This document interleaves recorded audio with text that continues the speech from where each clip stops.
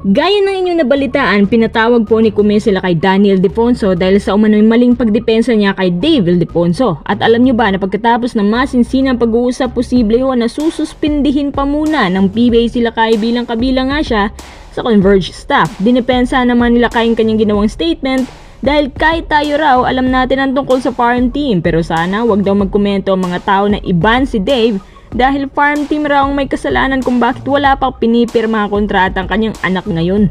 Bago tayo magpatuloy, kung nais mong suportahan ang aking channel, just click subscribe and share. Salamat nga pala sa lahat ng nag-follow sa ating TikTok page. Mukhang maraming alam sila kay Danny sa nangyayari sa likod ng misteryosong kontrata ni Dave Ildefonso na parang kung san-san gumagala-gala dahil hanggang ngayon di pa ho ito napipirmahan. Dahil sa impormasyon mula sa isang sports website tumunog sa social media ang tungkol sa kontratang ito, base sa aming kakalap na si Dave raw ay namimili ng team na lalaruan.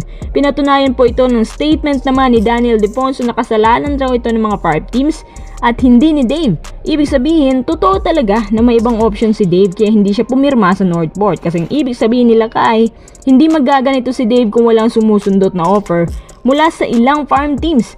At para na rin niya sinabi na kasalanan nito ng farm teams at hindi niyo masisisi si Dave kung naghahanap siya ng may good quality na team. Ngayon punta tayo dito sa issue ni Lakay. Kahapon, pinatawag si Lakay sa opisina ng commissioner para magpaliwanag sa sinabi niya. At gusto rin daw ng PBA na humingi siya ng public apology at ipaliwanag niya rin kung ano ang pagkakamaling nagawa niya. May kita mo din sa larawang ito na pinatulan pa niya mga PBA fans para ipagtanggol si Dave. Dinepensahan niya si Dave sa lahat ng mga nagsabi na dapat na raw iban ang rookie na ito dahil namimili pa ng team.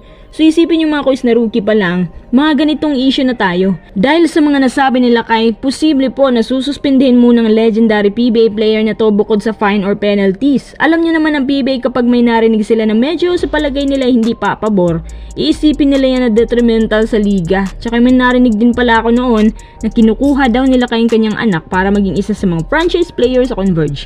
Tsaka kung naitatanong nyo anong farm team kaya ang tinutukoy nila kay, umano'y kinukuha si Dave. Sa PBA meron tayong mga 4 na farm teams. Ito yung team na medyo hindi pa talaga malakas dahil sa pagkawala ng kanilang star player. Ang team na to ay desperado na ring ibigay lahat para lang sa kanya.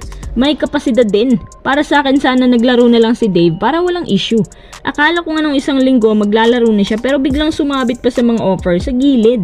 At akala siguro na Dave na normal lang yan kapag siya ay pumayag sa offer nila. Sa palagay ko hindi siya suswertehin sa playing time. Pero kapag nanatili muna siya sa Northport, sigurado ako na ang playing time ibibigay talaga sa kanya yan kasi ang Northport kailangan nila ng combo guard na gaya niya. Nagpapahiwatig na more minutes talaga ang bibigay sa kanya.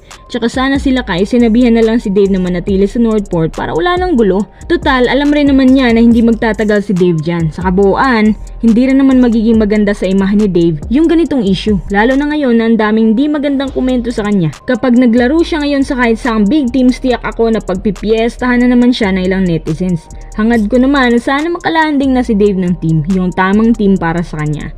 So mga kuis, pagkatapos ng fine, dapat bang suspendehin na sila kay Danny?